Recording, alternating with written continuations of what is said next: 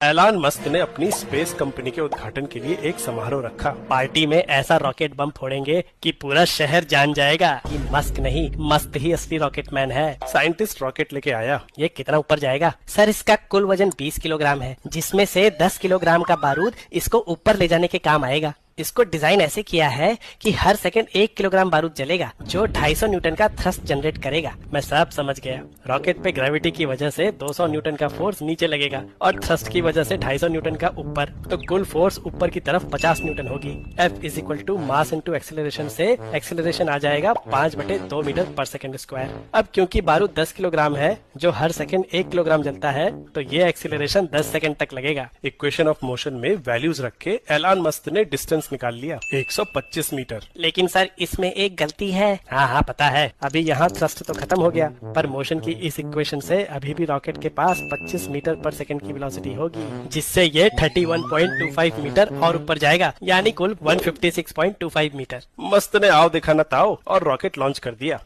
पर ये क्या, रॉकेट तो ऊपर ही जाए जा रहा है। वो इतनी ऊपर चला गया कि उसका धमाका ठीक से दिखा ही नहीं। ये क्या हो गया? ज्यादा बारूद डाल दिया था क्या? अरे सर, मैं वही तो बता रहा था। आपने कैलकुलेशन में रॉकेट का मास कांस्टेंट मान लिया, लेकिन बारूद जलने से इसका मास लगातार कम होगा, जिसकी वजह से ग्रेविटेशनल फोर्स कम होगी और ऊपर की तरफ नेट फोर्स बढ़ती रहेगी। इसलिए रॉकेट का एक्सीलरेशन भी लगातार बढ़ता रहेगा। तो क्या यहाँ इक्वेशंस ऑफ मोशन काम नहीं करेंगी? करेंगी सर, लेकिन हर मोमेंट के लिए इक्वेशन में अलग अलग एक्सीलरेशन लिखना होगा। तो इतनी सारी इक्वेशंस कैसे सॉल्व करेंगे? बारूद जलने की वजह से रॉकेट का मास हर सेकंड 1 किलोग्राम से कम होता जाएगा और नीचे लगने वाली ग्रेविटेशनल फोर्स किसी भी टाइम पे रॉकेट का मास गुने जी होगी। थ्रस्ट और ग्रेविटेशनल पुल को माइनस करके जो नेट फोर्स आएगी, उसको रॉकेट के मास से डिवाइड कर दे तो रॉकेट के एक्सीलरेशन की इक्वेशन आ जाएगी। गौर करें तो टाइम के साथ डिनोमिनेटर घटेगा और न्यूमरेटर बढ़ेगा, मतलब ऊपर जाते जाते रॉकेट का एक्सीलरेशन बढ़ेगा। इसीलिए रॉकेट ज्यादा ऊपर चला गया। लेकिन एग्जैक्टली कितना ऊपर गया? सर, कमर कस लीजिए,